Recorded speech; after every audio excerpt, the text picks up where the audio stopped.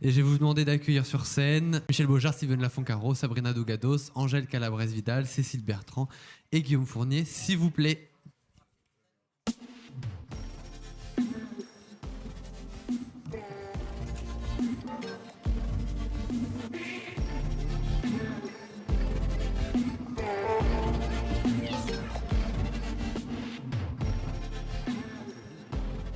Micro là.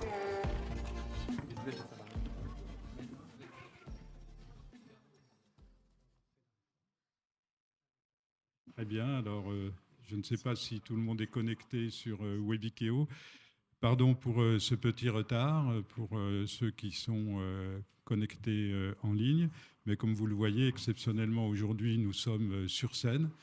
Alors, petite précision pour les personnes qui sont en ligne sur qualité et formation professionnelle sur la chaîne Webikeo, c'est qu'aujourd'hui, on ne répondra à aucune question du chat. Donc, vous pouvez continuer à parler sur le chat. Nous, on ne le verra pas sur scène. Et on organise un autre webinaire le 11 décembre de 14h30 à 16h.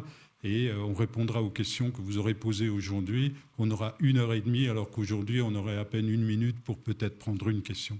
Donc aujourd'hui, ce sera plutôt la théorie avec la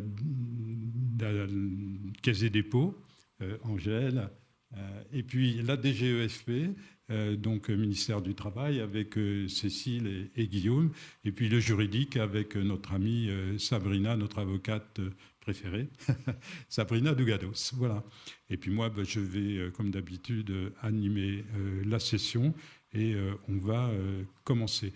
Donc, rendez-vous le 11 décembre et puis vous aurez aussi avec nous, on va rajouter, on vient de le décider, Angèle Calabrese-Vidal de la Caisse des dépôts qui viendra nous accompagner avec Vincent Barrier et moi pour répondre aux questions que vous aurez posées aujourd'hui. Voilà.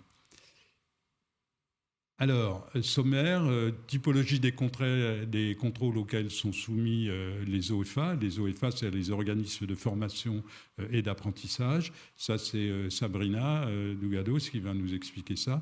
Ensuite, la mission de contrôle de l'État. Donc la mission opération de contrôle avec Cécile Bertrand et Guillaume Fournier, et puis les activités de régulation et de lutte contre la fraude de la Caisse des dépôts et consignations. Et encore une fois, on rentrera dans le détail de comment se passe vraiment le contrôle de la CDC le 11 décembre. Mais pour nous, c'était important, enfin pour moi en tout cas, c'était important de poser le décor, de poser les contextualisations, de poser le contexte dans lequel ça se passe et que vous preniez conscience que la Caisse des dépôts, elle n'est pas isolée et elle ne fait pas des contrôles comme ci, comme ça, parce qu'elle a envie de faire des contrôles. Voilà, donc je passe la parole à Sabrina pour la première partie, la typologie des contrôles. Merci Michel, bonjour à tous. Alors sur cette typologie des contrôles, je vais juste me permettre de prendre le... petite zappette. Vous avez là à l'écran les différentes typologies de contrôle qui existent aujourd'hui, auxquelles sont exposés à la fois les organismes de formation et les centres de formation d'apprentis. Petite précision d'ailleurs, aujourd'hui les CFA sont soumis globalement au même corpus juridique que les organismes de formation qui pressent dans l'univers de la formation continue, et c'est une bonne chose puisqu'en pratique, bon nombre de CFA d'ailleurs proposent des formations en alternance, souvent ouvertes à la fois en contrat d'apprentissage, mais également en contrat de professionnalisation. Donc, ils ont potentiellement cette double casquette juridique d'être à la fois OF et CFA.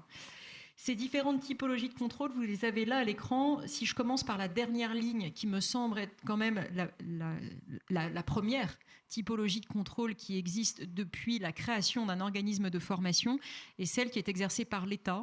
Il s'agit d'un contrôle de type administratif et financier qui repose sur l'organisme de formation lui-même et non pas uniquement telle ou telle action de formation. L'État, ici, intervient non pas en tant que financeur, mais en tant que régulateur.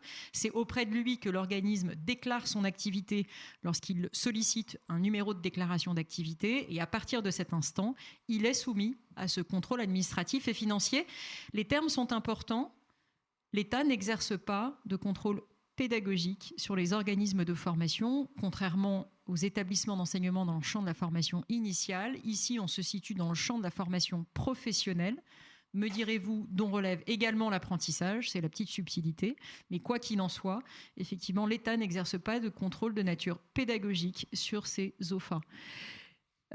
Donc, à ce premier niveau de contrôle administratif et financier, je ne rentre pas plus dans le détail parce qu'on va vous apporter des éléments complémentaires. Là, l'idée, c'est plus d'avoir une vision globale de ces différentes typologies de contrôle. S'ajoutent par la suite, après, des contrôles d'une autre nature qui sont, eux, exercés par les financeurs. Et les financeurs ont 2 prérogatives de contrôle. Un contrôle dit de service fait. En leur qualité de financeur, c'est au moment du paiement, ils vérifient effectivement que le service a été réalisé. Et une deuxième nature de contrôle qui est un contrôle qualité qui a été introduit par la loi de 2018 et qui vient quelque part renforcer ces prérogatives de contrôle qui sont exercées par les financeurs. Je le rappelle, les financeurs aujourd'hui sont principalement les OPCO et les FAF de non-salariés, ainsi que la Caisse des dépôts et consignations et les ATPRO, qui sont l'ensemble des financeurs à la fois paritaires, non paritaires, publics, et qui ont vocation à financer les différents dispositifs d'accès à la formation finançables sur les fonds mutualisés des entreprises. Donc, ces contrôles exercés par les financeurs s'exercent selon des temporalités qui sont parfois différentes. Le contrôle de service fait, par principe, c'est au moment du paiement. Le contrôle qualité, lui, a vocation à être exercé a posteriori, plus tard, à n'importe quel moment, si j'ose dire. L'idée étant de permettre aux financeurs, quelque part, de pouvoir vérifier que les actions de formation qu'il a financées répondaient bien aux attendus à la fois des textes conventionnels et législatifs. Et donc, on est bien quand même sur un contrôle un peu plus approfondi au titre de la qualité. Dernière nature de contrôle, la terminologie contrôle n'est pas le bon terme d'ailleurs, ce sont évidemment les audits Calliope, et là on est sur un autre registre, mais il faut reconnaître que dans la vraie vie ça se superpose, et donc quand on est prestataire de formation, on a vocation à répondre à ces différentes typologies de contrôle, et donc l'audit Calliope, c'est évidemment cet audit qui vous permet de pouvoir obtenir votre certification Calliope et de pouvoir évidemment la renouveler, et donc vous êtes soumis à des contrôles initiaux, des audits de renouvellement qui sont réalisés effectivement sous l'égide des organismes certificateurs qui délivrent cette fameuse certification Calliope qui a été introduite depuis la loi de 2018. Voilà, donc de façon succincte, vous le voyez, on a quand même un inventaire, un répertoire assez large quand même de ces différentes typologies de contrôle qui suppose en pratique que les prestataires de formation soient tout de même dotés de systèmes d'information costauds qui puissent leur permettre de pouvoir archiver, évidemment de façon numérique, l'ensemble des pièces justificatives qui vont pouvoir leur permettre de démontrer notamment le bien fondé et la réalité des prestations qu'ils ont réalisées, et ça, quelle que soit finalement la nature du contrôle auquel ils sont soumis, parce que finalement, dans la vraie vie, qu'on soit sur un contrôle qualité d'un financeur, un contrôle de service fait de deuxième niveau ou un contrôle de l'État, globalement, c'est quand même un peu toujours les mêmes éléments probants, les mêmes pièces justificatives que vous allez être amené à devoir effectivement devoir produire. Et donc, ça renvoie à la question quand même de la résistance et de la fiabilité de vos systèmes d'information. Une distinction, si on fait un focus de façon plus précise, effectivement, entre l'audit qualité et le contrôle qualité. Ici, là, vous avez une slide qui vous présente les principales différences entre un audit qui relève de la certification Calliope et les contrôles qualité, qui ne sont tout de même pas tout à fait de même nature et qui ne reposent pas sur les mêmes textes et les mêmes référentiels. Pour l'audit Calliope, on a un RNQ, un référentiel national qualité. On en est à la 9e ou 10e version, je ne voudrais pas dire de bêtises. 9e ? Pardon, j'anticipe à la 10e, mais elle est en cours. Hein. Voilà, donc on en est à la 9e version. Voilà. De lecture, hein. Oui, de guide de lecture, tout à fait. Le référentiel, qui vient éclairer le référentiel. On est d'accord. Donc on a effectivement ces fameux guides de lecture qui permettent quelque part d'avoir une doctrine écrite qui éclaire les organismes de formation et les CFA sur les modalités de mise en œuvre et de respect des fameux indicateurs qui déclinent effectivement les critères qualité. Eh bien, ces audits Calliope, évidemment, fonctionnent, si j'ose dire, de façon autonome et de façon très distincte des contrôles qualité qui sont, eux, exercés par les financeurs. Et alors, à ce sujet, Les financeurs sont investis de cette mission de contrôle qualité. C'est une obligation légale pour eux que d'exercer ce contrôle qualité. Depuis la loi de 2018, en réalité, ils se sont emparés de ce sujet-là un peu après. Et donc aujourd'hui, on a des référentiels qualité qui ont été définis par les financeurs, la Caisse des dépôts au travers de son référentiel qualité qui lui est propre, et les OPCO et les ATPRO, donc les financeurs paritaires, qui ont eux-mêmes se sont réunis au sein d'un GIE qui s'appelle le GIE D2OF, et dans le cadre duquel ils ont défini leur propre référentiel qualité. L'intérêt côté GIE D2OF, c'est que quand vous êtes soumis à un contrôle qualité par le GIE D2OF, ça embarque l'ensemble des financeurs paritaires, et donc vous n'aurez pas vocation à être 6 mois plus tard par un autre contrôle qualité d'un OPCO ou d'un FAF de non-salarié en principe. Vous êtes bien couvert par le périmètre qui est donc mutualisé s'agissant de ces contrôles qualité diligentés par les financeurs. Voilà. Après, l'idée, c'est ici de poser un peu la focale et les principales différences entre un audit qualité et un contrôle qualité, avec évidemment la portée en termes de sanctions. Vous le voyez évidemment quand on est sur un audit Calliope, la principale sanction, c'est le risque de ne pas voir sa certification Calliope renouvelée, si évidemment vous êtes soumis à des non-conformités majeures que vous n'arrivez pas à lever. Tandis que sur un contrôle qualité diligenté par un financeur, évidemment, l'enjeu et le risque n'est pas le même, puisque là, l'idée, c'est que potentiellement, ça peut aboutir soit à une procédure contradictoire plus poussée qui peut aller jusqu'au déréférencement de l'organisme de formation côté Caisse des dépôts, soit potentiellement, effectivement, un refus de prise en charge. Et dans tous les cas, ça peut aboutir effectivement à un signalement qui peut être réalisé par le financeur, notamment auprès, évidemment, de l'organisme de certification Calliope.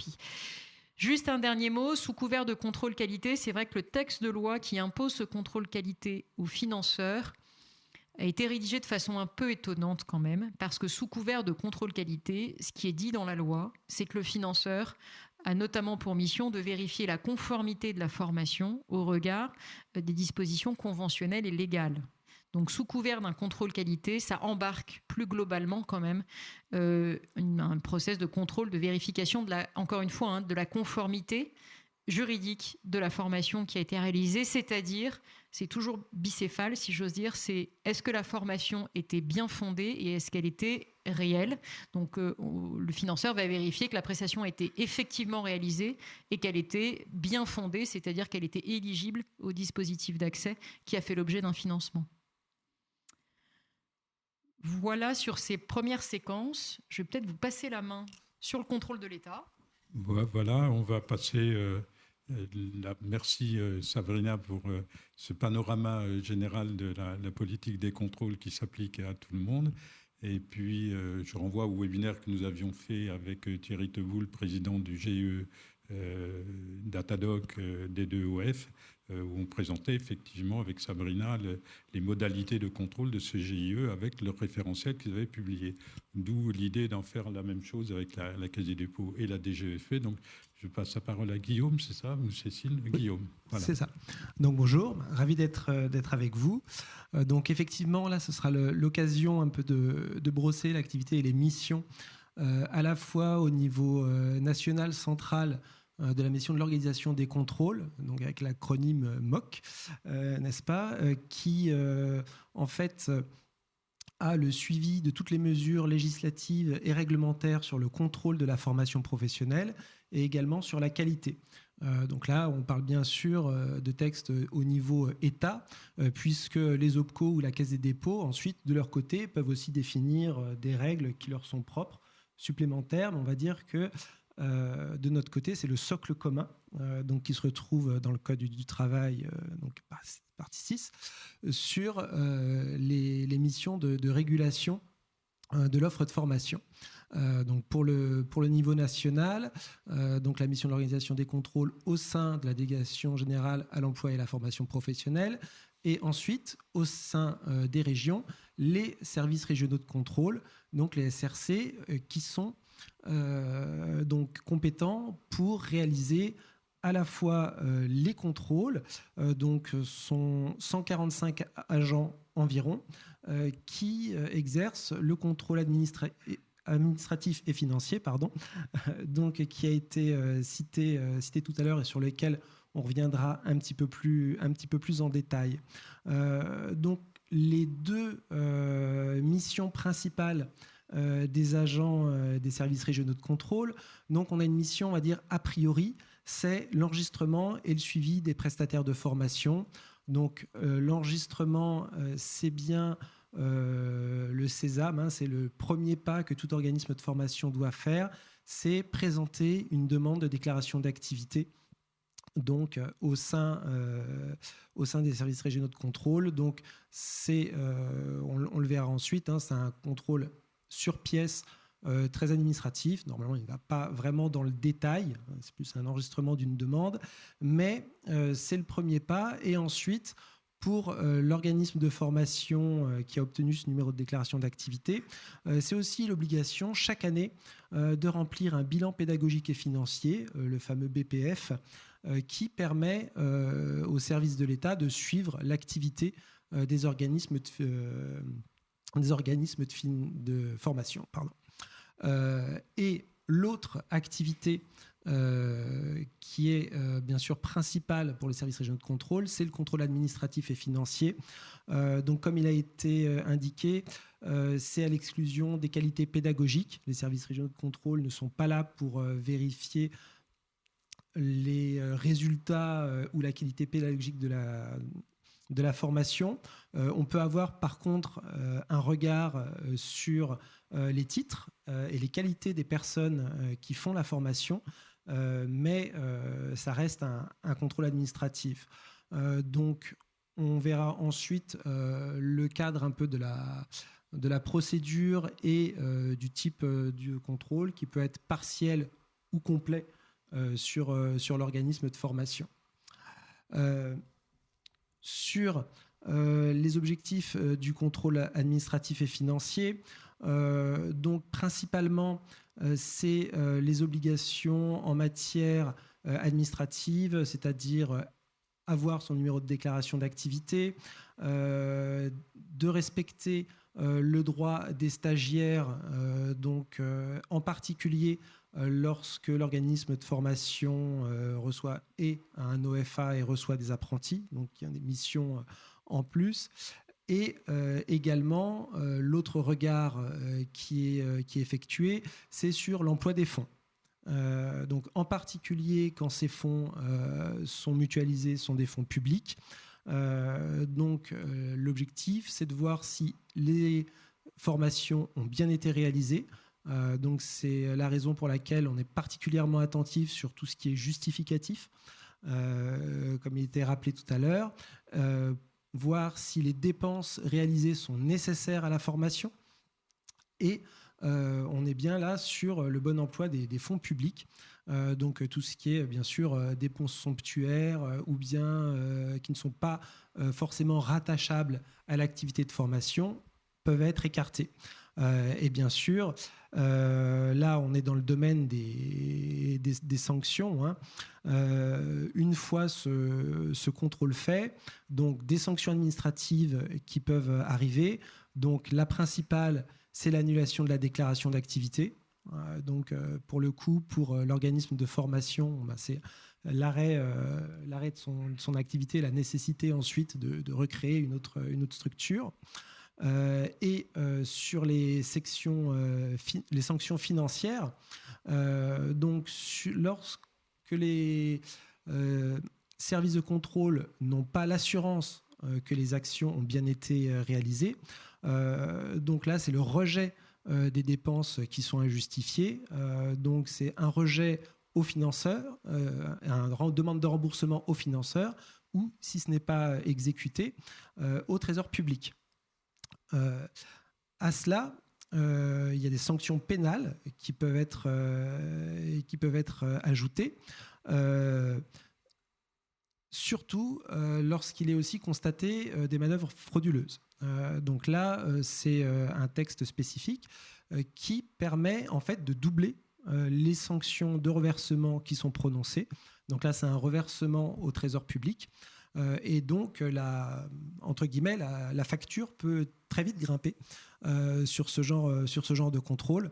Et en particulier, c'est le cas dans les organismes totalement frauduleux qui, en fait, n'ont réalisé aucune réelle action de formation. Et donc là, c'est le rejet total des dépenses et l'obligation de remboursement doublée, car il y a des manœuvres frauduleuses. Ensuite, alors les sections pénales, un peu plus rares. Donc il y a certaines dispositions dans le Code du travail qui prévoient des sanctions pénales spécifiques pour les organismes de formation, notamment en tant que publicité ou sur des autres sujets, mais elles sont rarement mises en œuvre. On le verra peut-être un peu plus tard. Ce qui est par contre beaucoup plus mis en œuvre, c'est l'article 40, c'est-à-dire le signalement au procureur de la République lorsqu'on en est des cas de fraude très importantes où on soupçonne aussi tout ce qui est blanchiment d'argent, abus de biens sociaux et autres. Dans ce cas-là, il y a transmission au parquet, comme il est prévu par le Code de procédure pénale. Pour revenir sur la déclaration d'activité, très rapidement, juste pour vous donner une note d'ambiance, tout à l'heure, il a été évoqué la libéralisation et l'accès au marché des organismes de formation. 2018, on avait 16 000 demandes de déclaration d'activité. Là, en 2024, on est à 46 000 demandes.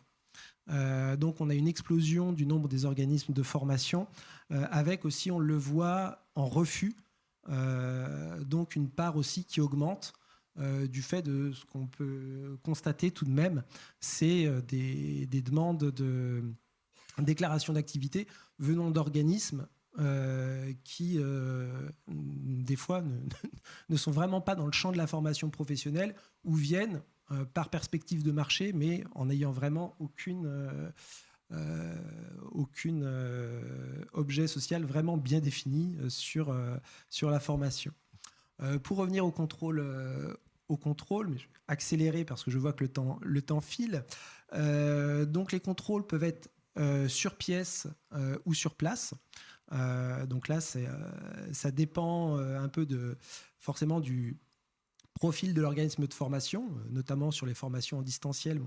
Un peu difficile de faire du surplace, mais également il peut être total ou partiel, c'est-à-dire qu'on peut très bien se focaliser par exemple sur une seule année d'exercice de l'organisme de formation, ou bien si l'organisme de formation a une activité multiple, que ce soit sur le CPF ou bien en tant que CFA, se contenter uniquement de contrôler par exemple ces actions de formation réalisées au titre du compte personnel de formation.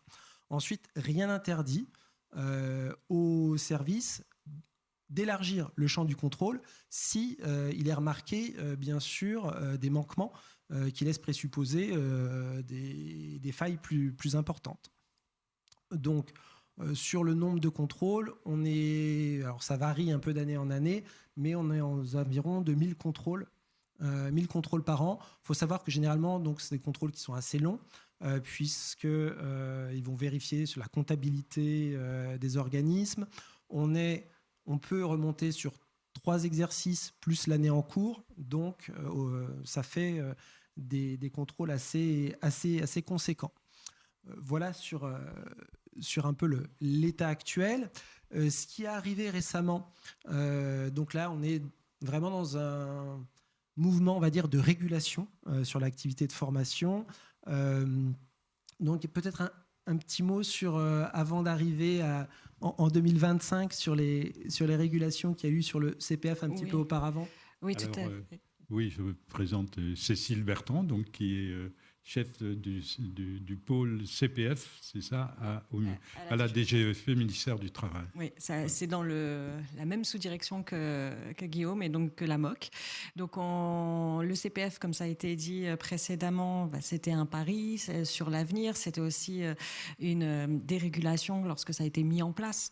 Une possibilité de souscription en 3 clics. Ça a porté ses fruits avec la hausse des entrées en formation, aussi la démocratisation, parce que ça a permis aussi de pouvoir intéresser et amener en formation aussi les non-cadres, les femmes notamment, qui étaient vraiment le public qui ne se formait pas jusqu'à la loi du 5 septembre 2018. Mais la deuxième partie a été qu'il fallait qu'on puisse réguler aussi pour la soutenabilité et la notoriété de ce dispositif et qu'on puisse l'amener à perdurer dans le temps. Et c'est pour ça qu'en 2022, de nombreuses actions ont été mises en place et ça s'est concrétisé par une loi du 19 décembre 2022 qui a permis de mettre fin au démarchage, mais qui a permis aussi de pouvoir renforcer les pouvoirs de contrôle et d'action de la Caisse des dépôts et consignations.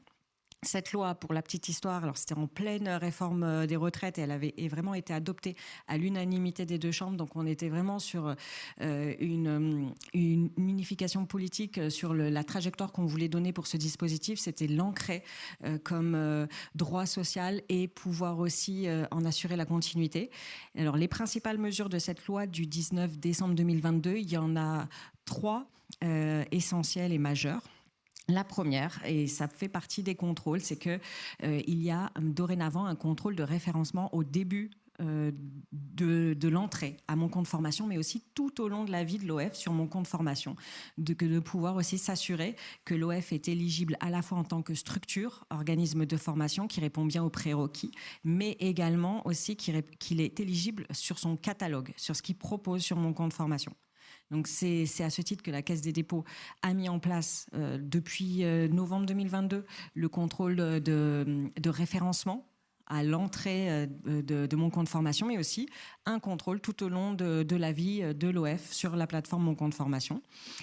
Et il y a également une mesure d'échange de données, et ce qui permet aussi à la Caisse des dépôts et consignations de pouvoir contrôler tout au long du référencement si l'organisme de formation reste éligible au CPF. Et enfin, des mesures relatives à la sous-traitance et au recouvrement forcé, parce que la sanction, ça peut être le non-paiement, mais ça peut être aussi le recouvrement lorsque le paiement a déjà été octroyé à l'organisme de formation. Donc c'est en ce sens qu'il y a eu ce changement vers une régulation du compte personnel de formation dès 2022, et ça a été mis en place progressivement en 23 et en 24, notamment pour tout ce qui est recouvrement forcé, le référencement et également la sous-traitance. Et on est sur une amélioration constante et une simplification que l'on porte avec la Caisse des dépôts et consignations pour pouvoir automatiser les processus et vous apporter le moins de charges possible, même si ça reste quand même des contrôles et des procédures contradictoires à la clé.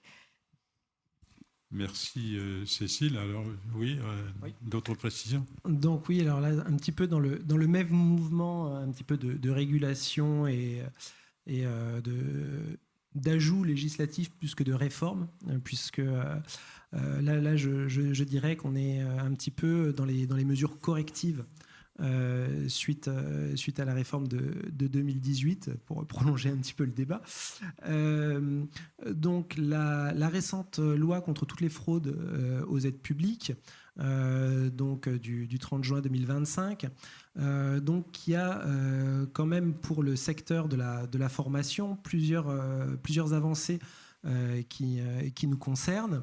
Donc tout d'abord l'article 1er qui a introduit un nouvel article dans le Code des relations entre le public et l'administration, mais qui en fait doit bien se comprendre pour l'ensemble des financeurs de la formation, puisque les OPCO font partie des personnes qui sont visées dans ce texte très général, qui permet, en présence d'indices sérieux de manquements délibérés ou de manœuvres frauduleuses, pour obtenir un financement ou une aide publique, telle que c'est rédigé, de permettre la suspension pour une durée de 3 mois qui est renouvelable une fois. Donc là, on est bien dans un cadre qui va être précisé, bien sûr, réglementairement, donc avec un système aussi contradictoire aussi d'annonce. C'est pas une décision qui se prend du jour au lendemain, mais tout de même, c'est une accélération qui permet en fait à tous ceux qui octroient une aide publique, donc c'est très large, de pouvoir faire une suspension, puisque on s'est rendu compte que la temporalité en fait des fraudes était particulièrement importante à prendre en compte, puisqu'on était face en fait à des organismes qui organisaient leur insolvabilité, qui faisaient du transfert de fonds à l'étranger. Donc en fait, l'objectif de cette loi, c'est vraiment de pouvoir réagir et de couper au plus tôt l'hémorragie des fonds publics. Donc le deuxième article qui illustre ça, donc c'est un nouvel article pour les services régionaux de contrôle qui permet de suspendre les effets de la déclaration d'activité. Donc là aussi, on est un petit peu dans le même esprit, sauf que bon, il fallait un article particulier parce que ce ne sont pas les SRC qui financent, donc de fait, ils ne pouvaient pas être intégrés dans cet article. Mais au cours d'un contrôle, quand on s'aperçoit lors des premiers échanges qu'il y a vraiment des manquements et une suspicion vraiment flagrante, ça permet également de limiter les dégâts en suspendant la déclaration d'activité. Et là, on fait la boucle avec le nouvel article L636211 du Code du travail qui permet le partage d'informations entre les financeurs et l'administration. Auparavant, il fallait bien voir que le Code du travail prévoyait les échanges d'informations entre les services régionaux de contrôle et les financeurs, mais c'était assez cloisonné et toujours dans un sens un petit peu remontant. Les financeurs devaient avertir les services régionaux de contrôle qui ensuite décidaient des suites à donner. Mais l'inverse, quand les services régionaux de contrôle constataient un organisme de formation, voire même tout un groupe, puisqu'on s'aperçoit hélas qu'il y a des phénomènes un peu d'essaimage et de groupes et de sous-groupes qui se fragmentent et qui sont sur la même recherche de financement public, de pouvoir avertir tout de suite les financeurs. Et c'est donc le sens de cet article qui doit ensuite se traduire aussi d'un point de vue des systèmes d'information pour pouvoir partager plus efficacement possible tous les signalements et les suites des contrôles qui sont donnés par les financeurs ou les services régionaux de contrôle. Donc là, effectivement, pour un peu maximiser les effets des contrôles, mais aussi pour les organismes de formation, pour que vous n'ayez pas non plus à subir 10 contrôles successifs.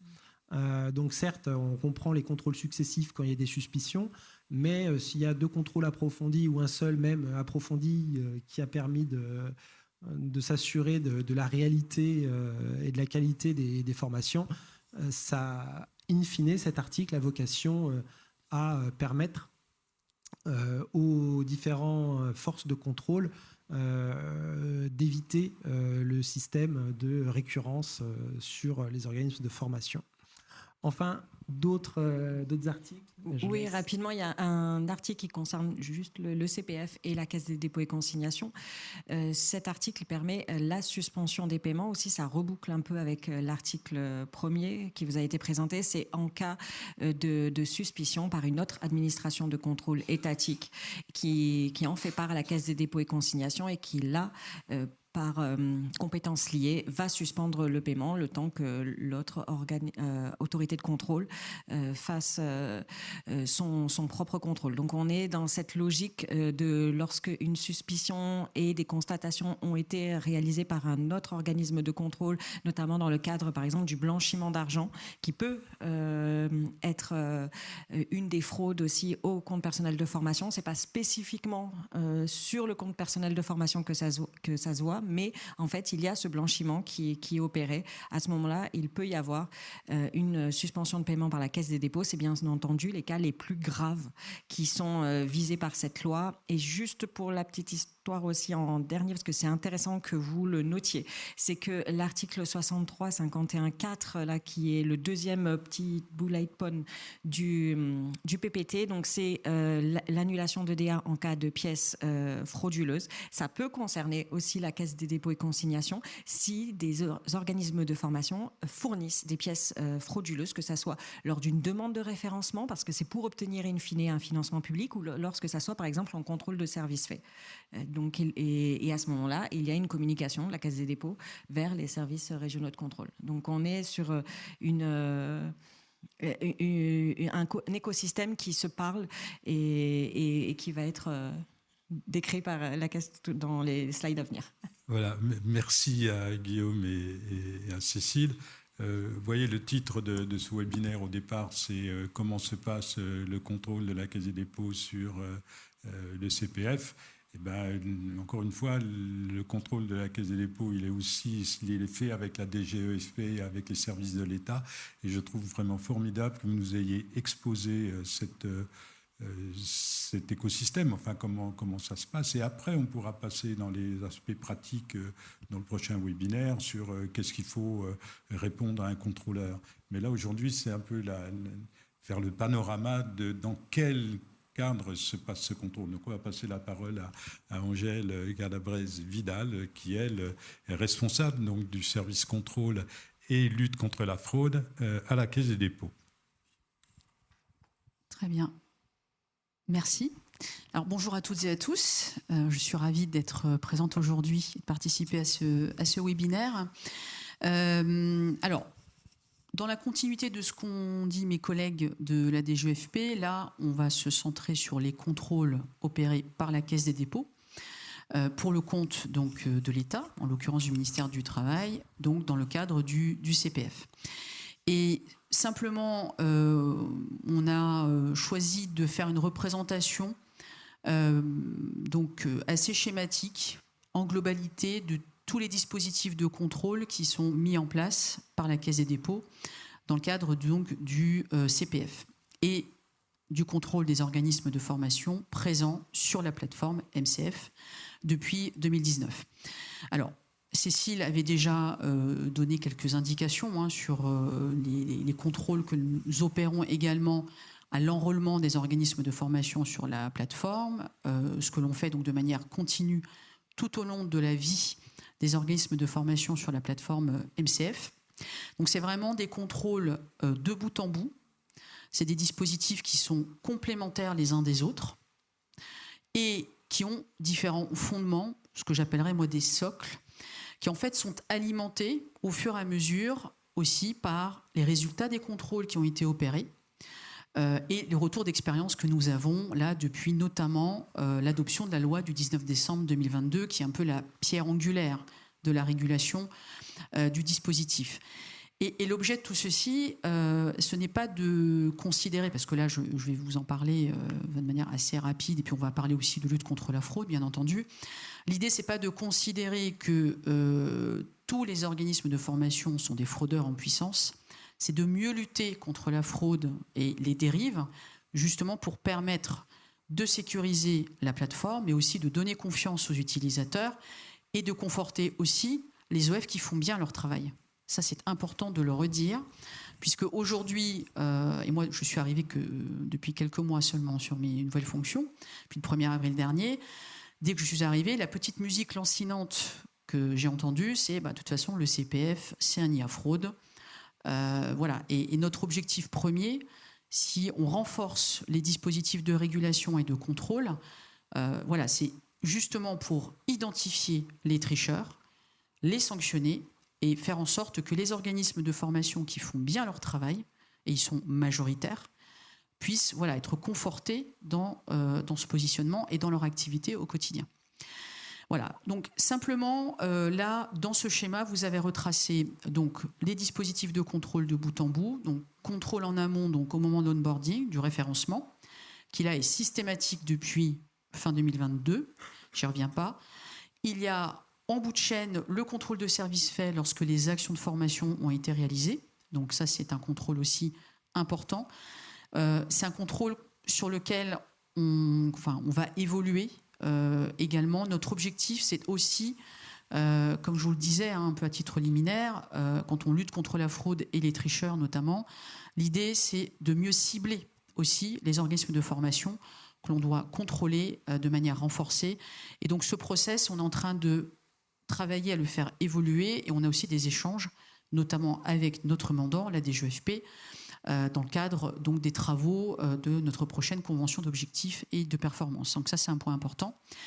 Et au fil de l'eau, a posteriori, vous avez donc toute une série de contrôles sur les organismes de formation, mais aussi sur les actions de formation qui sont proposées, en matière de conformité de cette action de formation et de qualité. Ça, c'est un point important.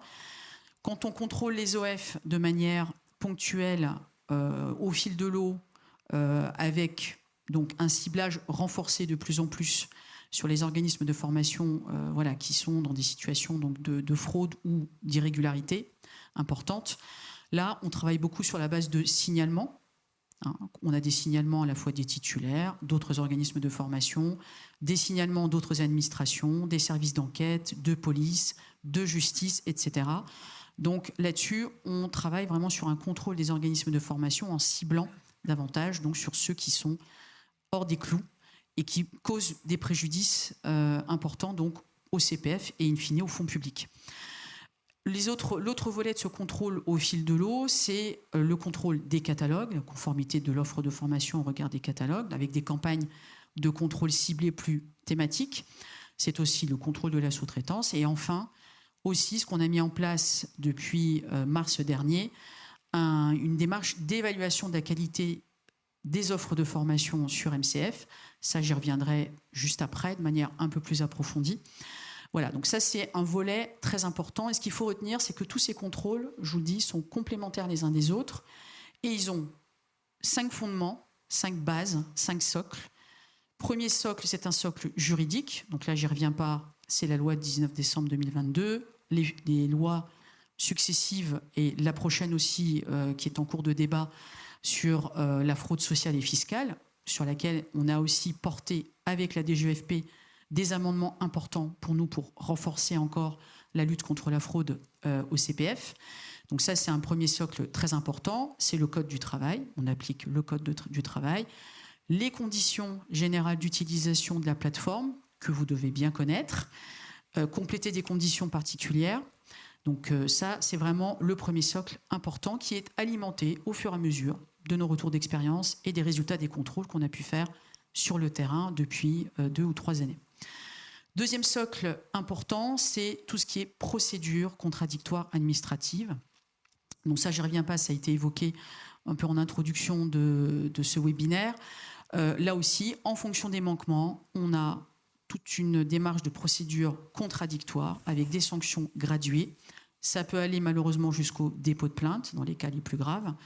Et tout ce dispositif, ce barème de sanctions, si vous voulez, en regard des manquements, avec une graduation. Donc là, on applique le code des relations entre le public et l'administration. Ça, c'est important aussi. Tout ça, vous l'avez tout à fait détaillé dans les conditions particulières d'utilisation de la plateforme. Ça, c'est important de l'avoir à l'esprit. Et une partie de mes équipes a en charge de conduire ces procédures administratives et voire de les judiciariser quand c'est nécessaire et utile. En matière pour avoir un impact suffisant et un effet dissuasif complémentaire important. Troisième socle important, c'est les outils. C'est tout ce qui est contrôle embarqué dans notre SI CPF. Donc ça, c'est important également. Donc là aussi, on y travaille avec notre mandant. Quand on voit qu'il y a des choses, des contrôles à embarquer supplémentaires intéressants ou qui peuvent aussi vous alléger la tâche, donc on le fait. On a commencé à mettre en place aussi des outils de ciblage des contrôles sur la base de la data dont on dispose. Et on a énormément de données sur MCF depuis 2019. Aujourd'hui, on l'exploite et on est en train de monter des outils de ciblage de contrôle, des outils de scoring sur la base de ces datas avec l'appui de l'intelligence artificielle. C'est aussi tout ce qu'on met en place pour sécuriser l'accès aux plateformes. Donc ça, c'est tout ce qui est identité numérique, par exemple. Donc voilà, donc sur le champ des SI, on essaye là aussi de travailler aussi de manière, j'allais dire, intelligente. C'est peut-être pas le bon terme. Parce qu'en fait, le MCF est une plateforme de formation, donc d'achat de formation totalement dématérialisée. Et donc, on sait que potentiellement, il y a des failles. On a des attaques à la fois sur le système d'information potentiellement, ça peut être les fuites de données, mais on peut aussi avoir des attaques via notre SI, notamment quand on récupère ces données, quand des fraudeurs récupèrent des données à caractère personnel et qu'ils usurpent les identités, par exemple, des titulaires pour acheter des formations de manière frauduleuse sur la plateforme.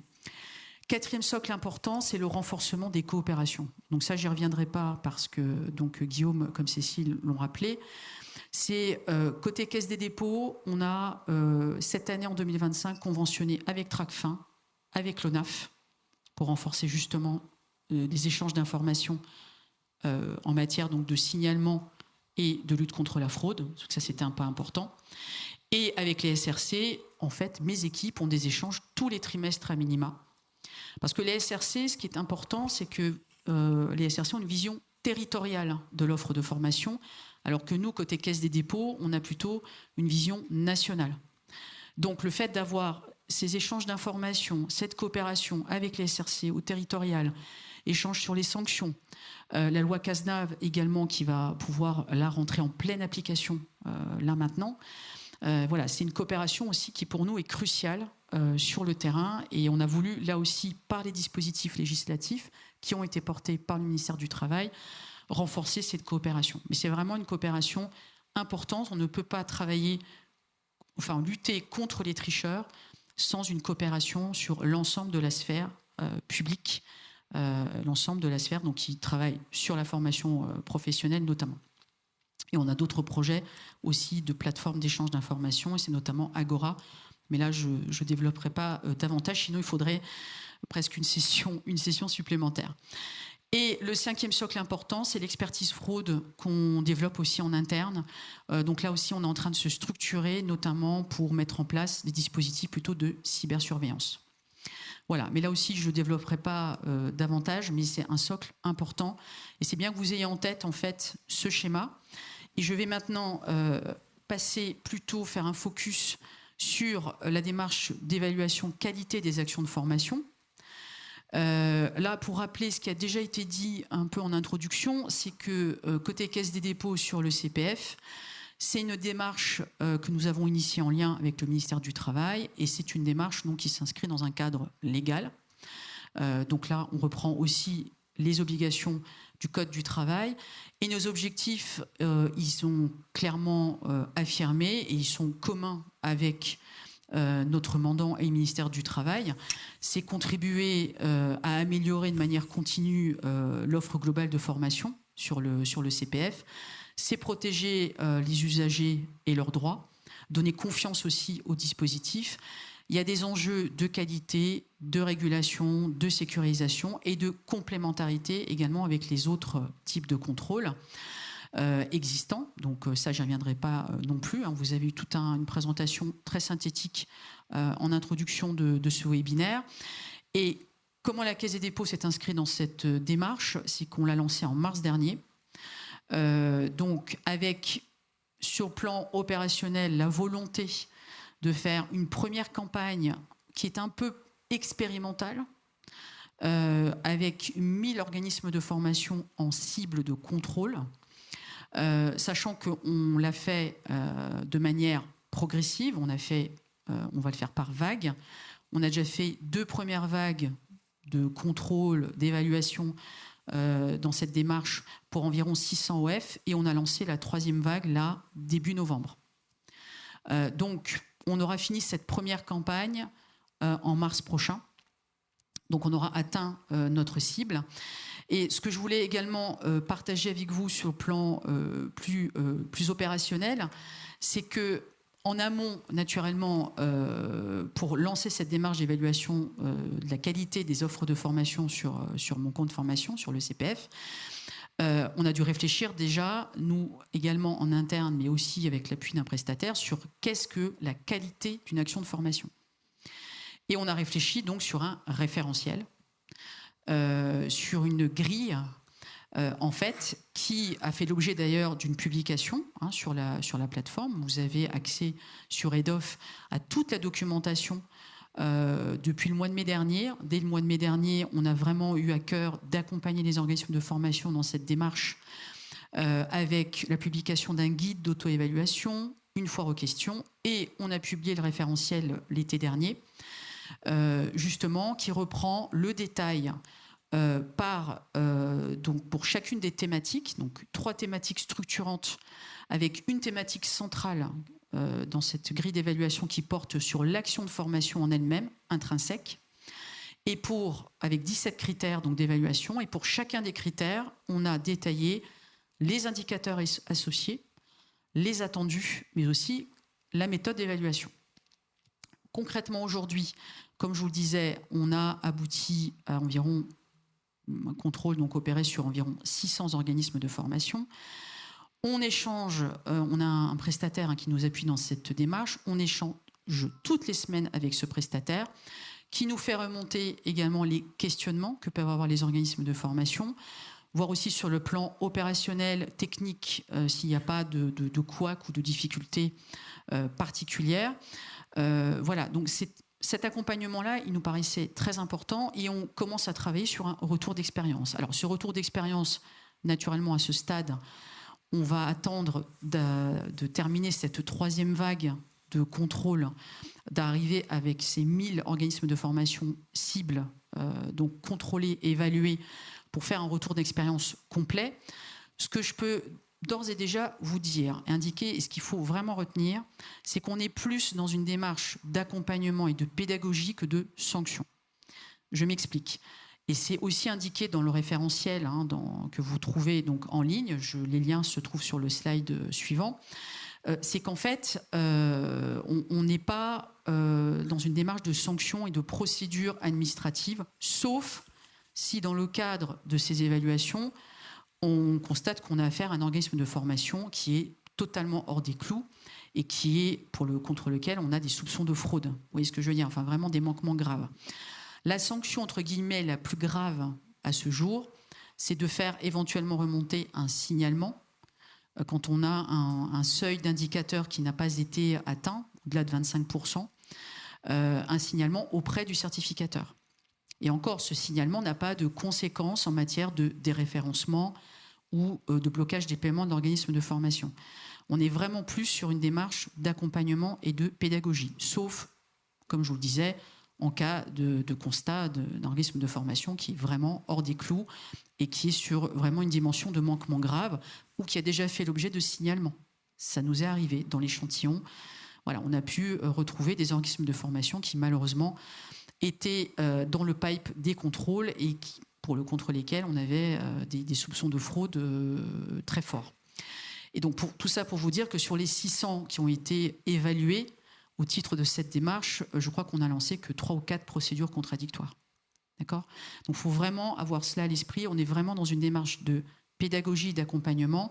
Et ce que je peux aussi vous dire, un peu en avance de phase, c'est que globalement, ce qu'on constate dans ces évaluations, sachant qu'on ne contrôle, on évalue que 1 à 2 dossiers de formation, voire 3. On ne vous demande pas non plus... les organismes de formation ciblés, on ne leur demande pas non plus de nous présenter tous les dossiers de formation qui ont été réalisés sur les 6 derniers mois. On part plutôt sur un échantillon. Ce qu'on constate, c'est que globalement, la qualité est au rendez-vous. Et c'est ce que je disais, il y a des organismes de formation qui font très bien leur travail. Et d'ailleurs, il y a des bonnes pratiques qui ressortent et qu'on va faire ressortir aussi dans le retour d'expérience.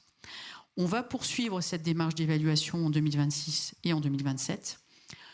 Toujours, je pense, à peu près sur le même niveau d'échantillon, parce que voilà, on ne peut pas non plus engager cette démarche avec l'ensemble des organismes de formation présents sur la plateforme.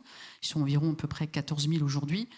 Mais voilà, on va continuer cette démarche, grosso modo, je pense, suivant les mêmes modalités, mais les retours d'expérience que nous aurons permettront d'améliorer encore l'ensemble du dispositif. Et ça, on va aussi le co-construire avec des organismes de formation à travers lesquels on a constaté notamment des bonnes pratiques qui méritent d'être partagées avec l'ensemble de l'écosystème. Donc voilà ce que je pouvais vous dire rapidement. Alors, je voulais passer... Voilà. Et juste, donc, pour vous rappeler les liens donc, qui sont toujours... en vigueur aujourd'hui, donc sur le guide d'auto-évaluation qu'on avait publié le 5 mai dernier, mais aussi le guide complet de référentiel des indicateurs, parce que ça nous avait été demandé, la FAQ, et tout ça est à votre disposition sur la plateforme EDOF. Voilà, et je vous remercie pour votre attention. Voilà, alors ces deux liens-là sont très importants, fondamentaux, le guide d'évaluation et puis le référentiel. Et en fait, la partie pratique de comment on fait ça, c'est on poursuit cette conversation le 11 décembre pour rentrer dans la pratique de ça, comment se passe un contrôle réellement.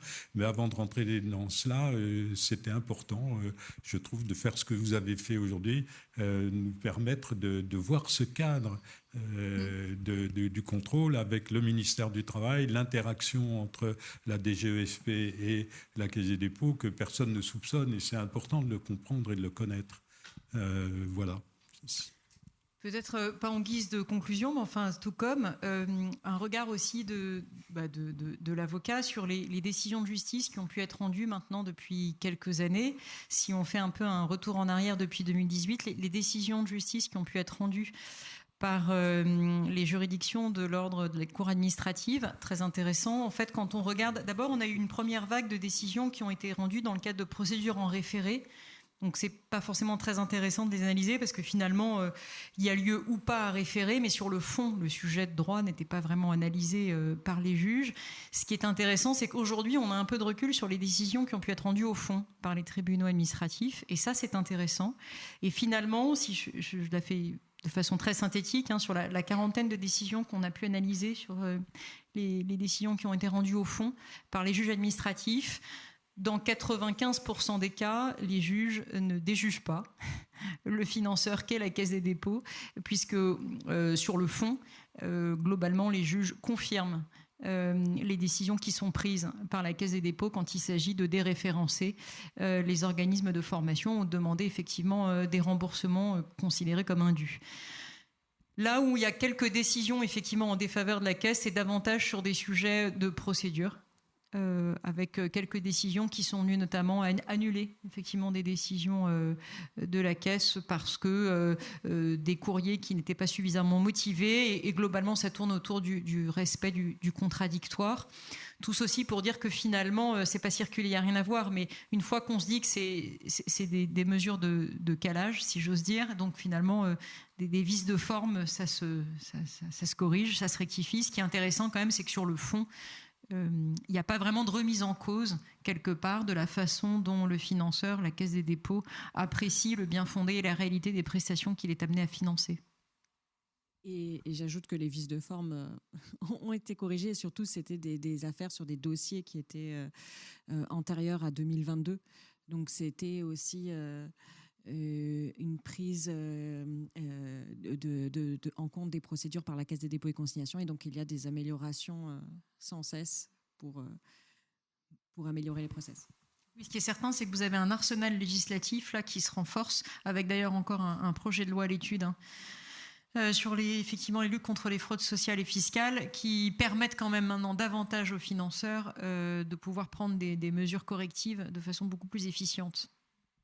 Et puis je rajouterais qu'il manque autour de notre plateau nos amis de France Compétences qui ont aussi un rôle de contrôleur qui arrive avec le décret 2025-500 du 6 juin 2025 qui fait écho au 2019-565 du 6 juin 2019, c'est-à-dire qu'on introduit dans le système de certification un rapport avec Calliope puisqu'il faut justifier de la réalité des moyens matériels, techniques, pédagogiques et d'encadrement. Or ça, c'est le titre intégral du critère 4 de Calliope. Et ça veut dire que, comme ça, sans avoir l'air de rien, France Compétences a des moyens de contrôle maintenant, y compris sur site, de la réalité de tout ça. Et donc, ça nous fait un contrôleur en plus, qu'il faut aussi prendre en considération. Et pour moi, c'est important de rappeler ça. Oui, et puis c'est un régulateur avec lequel on échange également régulièrement, puisqu'on a même une comitologie qui a été mise en place, à laquelle donc la DGEFP participe également. Toutes les 2 semaines, on se réunit pour faire un peu un point d'étape, un point de situation sur les certifications sur lesquelles on sait que malheureusement, il peut y avoir des failles. Et voilà, c'est vraiment cette coopération également qui est importante et fondamentale dans l'ensemble de la sphère, je dirais, donc de contrôle de la formation professionnelle CPF et au-delà. Voilà, je vous remercie tous les quatre pour votre présence et puis la qualité de vos interventions qui nous donne vraiment un panorama complet de comment se passe le contrôle de la Caisse des dépôts, de France Compétences, même des OPCO, etc. Donc on est un système... Et oui, c'est bien de l'argent public, donc il est quand même un peu légitime qu'on contrôle un peu l'utilisation de cet argent public. Oui, c'est des contrôles, mais si vous ne voulez pas de contrôle, ne faites pas financer vos formations par de l'argent public. Voilà, je vais conclure ce webinaire. Avec la Caisse des dépôts. Littler France, donc, qui est le cabinet de Sabrina, qui participe toujours à nos webinaires. Je remercie Sabrina et Littler France. Et puis, vous pouvez retrouver donc ce webinaire en replay sur la chaîne WEDOF. Et puis, vous pouvez vous inscrire sur le webinaire du 11 décembre, donc avec Vincent Barrier et Angèle qui viendra nous rejoindre. On aura en plus quelqu'un de la Caisse des dépôts. Là, on répondra concrètement à vos questions sur le plan pratique. Par exemple, j'attire votre attention sur le fait que dans Calliope, vous avez un tableau croisé qui vous est proposé. Vous n'êtes pas obligé de le justifier dans Calliope, mais vous n'êtes pas obligé de le donner comme exemple de preuve. Mais pour un contrôle de la Caisse des dépôts et consignations, il est obligatoire. Voilà, par exemple. Donc c'est ça, on va passer dans les questions pratiques le 11 décembre. Et donc c'est l'annonce. Et puis je termine sur un petit coup de publicité pour mescertif.fr qui, l'air de rien comme ça, s'inscrit aussi dans le dispositif de lutte contre la fraude. Parce que quand vous allez sur mescertif.fr, qui est destiné au grand public, si une certification est là, c'est qu'elle est active. Donc ça permet de contrôler que quand une école me dit « je vous prépare un RNCP » et qu'en réalité le RNCP est inactif, c'est une fraude. Donc premièrement, si une certification est sur mescertif.fr, c'est qu'elle est active, c'est les données de data.gouv.fr. Deuxièmement, sur chaque fiche, on a la liste des organismes de formation qui sont accrédités si c'est le ministère ou habilités si c'est un organisme certificateur non ministériel.